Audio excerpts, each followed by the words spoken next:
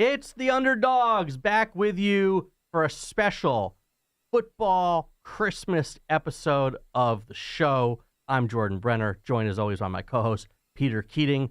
Are you ready for some football? Jordan, I'm ready for some football. I'm ready for some Christmas football. You know, the NFL's invading, trying to take over Christmas Day. Puts me in mind, we're all looking for a non-sectarian, stay away from the battles over woke holiday greeting. Well, Jordan, in 1997, Barry Sanders went over 2,000 yards right before the holidays, knocked the Jets out of the playoffs, and the next day, the headline in the Detroit Free Press is what I want to wish everybody, which is Barry Christmas.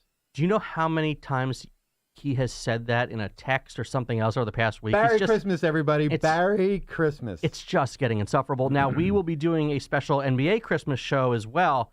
So we want to see our battle of NBA versus NFL, which draws more interest. So, is there a guy named Barry in the NBA we could repeat that with, or whose name can we attach to a holiday greeting? Obviously, it'd be Brent Barry Christmas. Brent Barry Christmas. Yeah. All right, I'll keep looking till our show. I'll keep looking for a better greeting than Brent. But Brent Barry's that's not a low bar. That's okay. But on this football show, a little later, we're going to tell you an amazing story, a tale of a day 30 years ago that was so strange, we almost can't do it justice, but we will try. We'll have an abbreviated version of the Underdog contest. But first, like we did on Thanksgiving, we're going to have some fun with the 3 Christmas Day games. We're going to build a little parlay that you'll be able to find on DraftKings to bet along with it if you want. We're going to sort of embrace our theme of underdogs, as you'll see. But let's start out with the first game of the day. That is the Raiders traveling to Kansas City to play the Chiefs. The current spread is the Raiders are getting 10 points. It's double digits. The spread has reached double digits. Raiders, Chiefs. The total in that game, I believe, is 41.5. Yeah. So Peter, obviously we can look at props too, but I think we're both eyeing the same. Actually, the total's down to 41 now, but we're both eyeing the same bet, I think. We like the Raiders plus 10, right? Jordan, the key here is that the Chiefs are extraordinarily popular with the betting public. As a result, maybe not even through any fault of their own, they don't perform very well as big favorites. I believe Patrick Mahomes is 9-13 career when he's a 10 plus favorite. It's just because people overinvest in the Chiefs, which distorts the betting line. Look, the Raiders have been playing pretty well. The Raiders have some threats. They've been fighting hard under Antonio Pierce. They always play the Chiefs tough. This is a divisional rematch late in the season. Feels like a close game. Looks from the numbers like a close game. I do think there'll be some points put up in this game because neither secondary has been playing all that well, and there are good receiving options. But 10 is a huge spread given the relative strengths of these teams. Yeah, so I don't agree with you on the points in this one. I think I'm staying away from the over-under, but I don't look. The Chiefs' offense is a mess right now. No matter how you slice it, they are clearly thin at the receiver position. Travis Kelce has not been putting up Kelce-like numbers for a while. Whether there's a decline or it's just that defenses are keen on him. You're not going to blame Taylor Swift, are you? I would never blame Taylor Swift for anything other than just occupying all the. 'Tis the damn season, Jordan. Everything I listen to in the car with my daughter, but otherwise their offense is a little bit broken. They do not have receivers who can get separation. Rashee Rice is really the only option. Kadarius Toney, I think you're seeing why the Giants traded him and laughed all the way to the bank on that one. Have you seen the meme of the guy who followed Kadarius Toney to work? No. Kadarius Toney is beyond the red light in the box, blocking traffic from all directions. Get it? No. He's off sides at a traffic intersection. Oh, yes, great. Okay, where jeez. But Jordan, wait a minute. Are you talking about the Chiefs through last week or the Chiefs through today? Because Rashee Rice had a great game last week. Why is Rashee Rice? Obviously, they've been experimenting with all these other options of guys who have the dropsies or can't stay behind the line of scrimmage. How is Rashee Rice not the answer to exactly what you're talking about? Because he's been good. You need more than one wide receiver to get separation. With Kelce, maybe you need that one. Rashee Rice has been playing well for weeks. It wasn't just last week against the Patriots. And this offense is still not functioning at a high level. To be perfectly honest, I think the Chiefs' defense right now is the better unit. But I think the Raiders, look, they played a couple weeks ago. It was a 31-17 Chiefs victory, but it was I think it was 21-17 going into the fourth quarter. Right. Through three quarters, as usual, the Raiders-Chief battle. These teams still hate each other for historical reasons. You don't know what you're going to get necessarily out of Aiden O'Connell. That the Raiders' offense is far from great, even though they scored 63 points against a broken Chargers team. But I think, look, they've been playing hard under Antonio Pierce. Their defense is producing. What Josh Jacobs is trending in the right direction. Jahmir White played in his absence. So, look, first leg of our parlay, we're going to throw the Raiders plus 10 up there. That takes us to the next interesting game of the day, one that, we're all truly going to enjoy with a nice long nap because I'm back I can't watch the Giants anymore. And, yes, it's the Giants at the Eagles. The Eagles are favored by 12 points. The over-under is 42.5. Are you planning a big dinner on the 25th? Is that why you're going to nap? Or are you actually outright saying the Giants would put you to sleep? Or you're just not even going to turn them on? You're going to take that as your rest, the rest period for your day? I have alternative plans that day on vacation. Let's put it that way. But, Peter, I think there's a smart way to bet this. I don't like dealing with lines as big as 12 generally. If I had to guess, the Eagles will blow the Giants out, but I think there's a better way to approach this, and I think you do too. I think there's going to be a low-scoring game. I mean, the Eagles' offense has been dysfunctional for a while now. It's past the point where we can say they're just going to come back because opponents keyed on the right players or something accidental happened. It's been a month. They're out of sync. And the Giants have been out of sync since about, August 1st. So it's hard to see this game reaching 40, let over whatever the over-under is going to settle at. So interestingly enough, last year these teams met in January. If you remember, the Eagles were favored by 17 because the Giants, it didn't matter for them. They were playing all their backups, and it was even in that game, where the Eagles had a better, more functional offense last year. The final score, and again, the total was 42.5, just like this year. Final score was 22-16 Eagles. I'm not saying it's going to be a direct carbon copy, but to your point, first of all, how do you beat the Eagles? Well, you pick on their corners right now. Okay, You throw deep, you expose them. Giants don't have wide receivers who can get separation against you, and they can't. You mean against me personally? Yeah.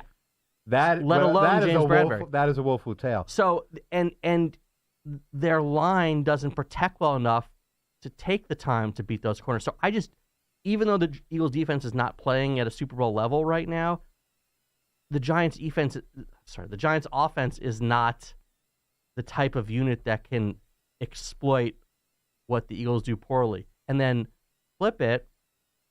Yes, the Eagles are a good offensive team, but the Giants defense has been playing well. And honestly, if you don't think the Giants are going to score more than 10 to 14 points, then you're relying on the Eagles to score 30 plus. Exactly. That's the over. This is where basic math hits you because I don't think the Giants are in position to keep getting shut out or scoring 3 or 6 or 7 points a game because, look, the Eagles last year led the league in sacks. We know Tommy DeVito takes sacks on 18% of his dropbacks, but the Eagles are only 14th in the league in sacks right now. They're also giving up a surprisingly middle-of-the-pack yards per attempt because their secondary is aging and vulnerable. And so I think the Giants will take some shots, maybe score some points. But at this spread, I think the fact that the game's going to be close just means it's going to be a low-scoring game. It doesn't mean the Eagles are going to, fail to run away with it in some kind of shootout. You can hit the Eagles over the middle. They're going to take some shots. They might be successful, but that doesn't mean this is going to go sailing beyond 40, 41 points in the total. My fear is that the Giants are so bad that the Eagles could have one big blowout game where they score 38. But if you're looking at what they've done lately, scored 20 points against Seattle, 13 against Dallas, 19 against San Francisco. They put up 37 against Buffalo, but then going back, 21 against Kansas City, 28 against Dallas. I don't think if the Eagles, unless the Eagles hit 30, I don't think this is hitting over because I don't think the Giants are scoring more than 10 points this game, to be perfectly honest. The Eagles are also the third luckiest team, according to Action Network data, in the league, even after a series of close games where they came back to earth a little. Also, only 18% of bets, but 38% of the money is on the Giants in this game. These are just little tremors that indicate the game is not going to be a blowout by more than the spread. And given that and the math, looks like a low-scoring total contest. Yeah, again, this has 27-10. exactly written over it to me. Right. I mean, the Eagles could win comfortably without getting close to the over-under here. Right. All right, so our second leg of this parlay, Giants-Eagles under 42.5, which brings us to the nightcap, maybe the best game of the year. You've got the NFC leading San Francisco 49ers at home against the Baltimore Ravens, who lead the AFC. The Niners are favored by 5 points. Okay? Now, I know what you're going to say in a second. I just want to say I do think the Niners are the best team in football. They would be my pretty comfortable pick to win the Super Bowl right now. I do think they're a better team than the Ravens, but 5 points is a lot. 5 points is a lot. Maybe there's a couple of points difference between these teams. Home field does count for something. Let me just cite 3 things. Okay. One is the Ravens giving up 4.5 net yards per attempt. That's number one by a huge margin. It's half a yard better than Cleveland. Everyone else in the league is over 5. I mean, they're not just a good defensive team. They're a great defensive team against the pass. They've allowed 14 touchdowns overall. 4 rushing touchdowns all year. Jordan, there are teams that have given up 20 rushing touchdowns in this league. The Ravens are at 4. Number 1 in the league in 50 sacks. They are a difficult team to move the ball on. Here's what maybe not be as appreciated. Now, I know Mitchell is hurt and he's out. However, the Ravens have been running the ball about half the time over the past month, and they've been extremely effective at it. Here's what people might not know. The 49ers are allowing 4.9 yards per carry, 6 yards per carry on first downs to running backs. That's the second worst number in the league. You put these two forces together, Baltimore has been extraordinarily effective on third downs. Now, look, usually I'm like, third down data, small sample size, always regresses to the mean. But the Ravens, 67% success on third and short. That's 6th best in the league. The Niners, 68% allowed. Okay, 5th worst in the league on third and short. The Ravens are great against the pass. They're tough against the run, but they can sustain drives on the ground. And then there's Lamar. Well, Lamar's having as great a season as Brock Purdy. It's just in his non-traditional way that he plays, it looks surprising. When a guy creates 8 seconds in the pocket and then wings it somewhere, it almost looks like he's successful by accident. Well, he's successful by design, Jordan, and it's time the league and the fans realize this. I think people realize that Lamar Jackson's a pretty good quarterback. Really? Was he your MVP pick in the preseason? Were the Ravens your Super Bowl pick in the preseason? Because they were mine, and I'm sticking with them.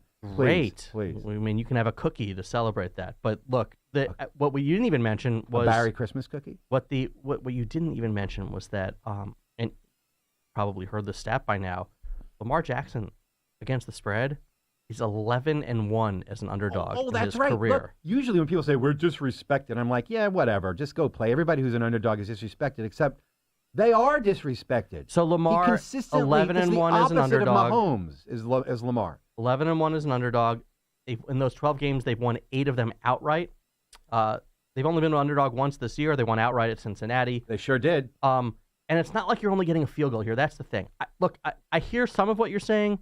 San Francisco is a different animal, man. Those playmakers, it's not like the Ravens are lining up against a conventional offense.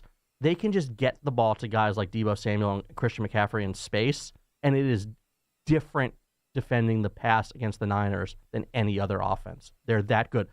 They've got playmakers all over the field. Ayuk, Kittle. So I'm not ready to anoint. That's true. That's why they're favored. But, their strength of schedule is essentially equal to the Ravens this year. I'm not ready to anoint the Ravens like world beaters. The Ravens have beaten just about as tough opposition. I'm not ready to anoint the Ravens' defense as great yet, especially and more to the point, I think the Niners can score points on anyone. They're giving up 4 yards a pass, and they lead the league in sacks, and they stop the run. Yeah, I think the Niners' offense is a different kettle of fish. But again, it's not like the Ravens are only getting a field goal here; they're getting 5. So look. Money line, I would still bet that. I'm not going to bet that. I don't think the Ravens are going to win outright. Well, the Niners are at home. But I will take the 5 points in this game. I still think the Niners are going to win the Super Bowl. But let's look. What a great way to finish off Christmas with a night game like this. So let's all make a little money. It's a great fantasy football game, too. If you're in your playoffs, if players all over the field, Christmas night is fantastic. All right, well, let's make a little money. if you're rolling with us on the DraftKings parlay, again, you've got the Raiders getting 10 at Kansas City. You've got the Giants and Eagles under 42.5 points, and the Ravens getting 5 points at the 49ers. If you're scoring at home, that's an under and 2 underdogs, true to our show's title. Hopefully, we'll all enjoy some Christmas cash, and we'll be back with an abbreviated Underdogs contest and a great story after this. We're back. Now, Peter, we've been talking about the games on Christmas Day, but the day after, Boxing Day as it's known, is cool for another reason. It's the 30-year anniversary of what may be one of the weirdest days in NFL history. A couple weeks ago, there was all this noise about the Steelers and the Patriots game hitting an over-under of 30, okay? Do you know that no game has had a total under 30 in 30 years? 30 years. And not one, not two, but three games that day were under 30. December 26th, 1993. We just wrote about it in The Athletic, but we want to talk about it on the pod too because it was that weird. You had the Colts playing the Patriots with an over-under of 28. You had the Lions playing the Bears also with an over-under of 28. And the Saints played the Eagles with an over-under of 29.5. That wasn't weird enough.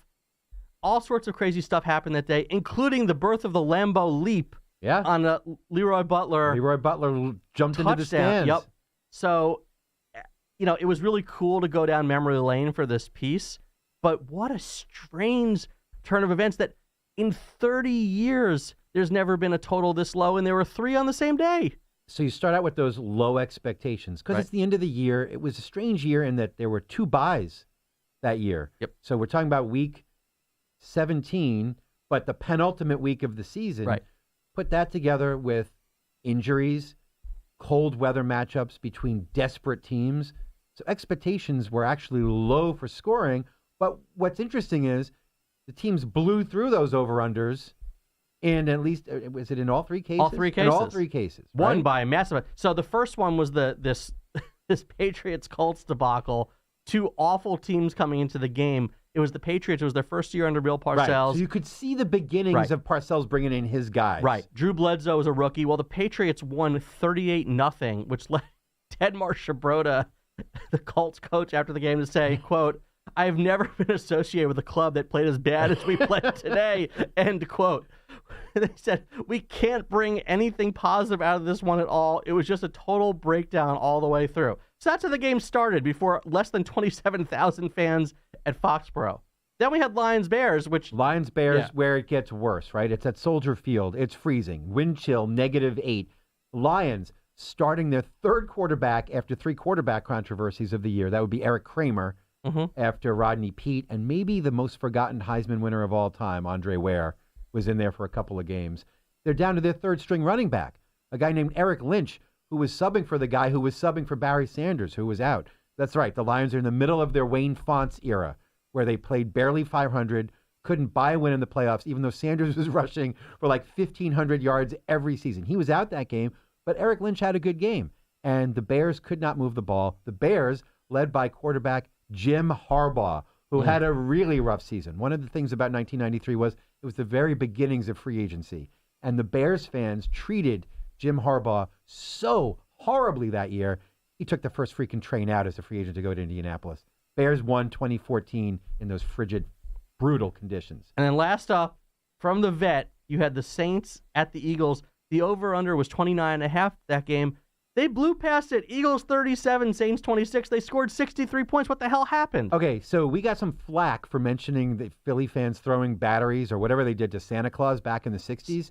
Those snowballs. Snowballs. Yeah, well, they threw batteries at other people, right, over the years. Stop picking on Philly. Oh, please. The jail under the stadium. Anyway, the vibe there was actually not terrible because even though it was even colder than at Soldier Field because the Eagles fans were in love with, that's right, backup quarterback Bubby Brister.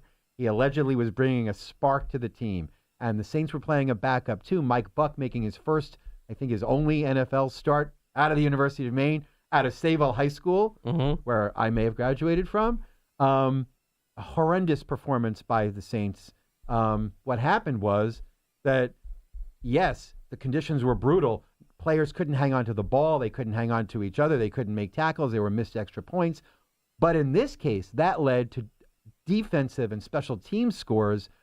Eric Allen, 2 pick sixes for the Saints. The Saints blew by, won 37-26. And sadly enough, that was kind of the end of the great Bears teams. A whole bunch of guys left. Richard Dent left. Steve McMichael left. Harbaugh left. Neil Anderson retired. That was it. Well, a crazy but underdoggy day. That's right. And we didn't even get into the fact that the leading passer that day was a guy named TJ Rubley. You're going to do a book on this guy. You love this guy's story. Who ended up coaching Keanu Reeves on the set of The Replacements. But you can see more if you go to the Athletic website. Our articles there. In the meantime, before we go, we're going to do an abbreviated version of our NFL underdog contest. Team Sarah, led by our producer Sarah McCrory, and all our guests continue to lead the way. I remain in second place. Peter's in third. This week, we're each going to pick one game because, look, a couple of the picks we liked, we already included in our parlay, the Ravens, the Raiders. So it'll go Peter, then Sarah will tell me her pick, and I will go third. So, Peter, start us off. You've got a reduced board, especially because we can't pick the Thursday night game. We're recording this on Thursday. By the time this comes out, it'll be over. So where are you going? The board is hobbled, but I am not. I would have liked the Ravens or the Raiders. Instead, I'm going to go with the team that brought me points last week, the worst team in football. Give me the Carolina Panthers +5 at home versus the Packers. 31% of the bets are on Carolina, but 68% of the money is. It's always worth. Now, Carolina won last week by the dominant score of 9-7. It's always worth to bet against the public after a game as bad as that. They're a home dog. The over-under is 36.5. It's going to be a close, nasty game. And it's time to keep in mind that Carolina's been the unluckiest team in football. They're terrible, but they're not as terrible as they look. I actually think it's going to be a really interesting spot for a new coach to step in with Bryce Young without a top draft pick. But it's a core of players who aren't playing as badly as their record suggests, and they're getting 5 points. Give me Carolina. All right. Sarah, who are you taking? In my ear, yes, you're going to be shocked to hear this, but our producer, Sarah McCrory, is taking the Giants. Live from the control booth, a Giants pick. Here we go. +12 against the Eagles. I don't even think an explanation is necessary. Her family did make chicken cutlets to honor Tommy DeVito last weekend. That did not work out well in New Orleans, but she's going back to the well with the Giants. The spread is huge, but it is a divisional game. The Giants are motivated, and I think they're going to. You don't, but I think they're going to be able to move the ball a little bit against the Eagles. I have the third pick, and I am taking the Cardinals +4 at the Bears. Kyler Murray, very quietly, has been an amazing road underdog quarterback. 15-4-2 in his career as a road underdog. I'd like getting more than a field goal anytime you're going against a relatively bad team, which the Bears are. I'm not saying the Cardinals are great. They're not. But there's a lot of just crappy games this week. I don't want to touch the Commanders at the Jets. I don't want to take the Patriots at the Broncos. So give me Kyler and his outstanding road dog record +4 at the Bears. Jordan, I would go so far as to say Kyler Murray's had a very quiet comeback season. We talked about Arizona before the year as a team that could be an underdog in every single one of their games. That's how bad they were. We had trouble finding an offense like a rookie of the year, any player prop on that entire team. Kyler Murray's come back from some serious damage and has been looking pretty good. I will therefore take the opportunity to say Merry Christmas. Merry Christmas to you. Merry Christmas and happy holidays to all our listeners. Everybody drive safe. Don't go off sides in traffic like Kadarius Toney. If you don't appreciate Merry Christmas, let me say Merry Christmas. Yes. And look, make sure to check out our NBA Christmas Day episode as well, our regular podcast, our crossover episode with the Cooligans talking about Boxing Day and the English Premier League. We are flush with content, and we'll see you next year. Happy 2023.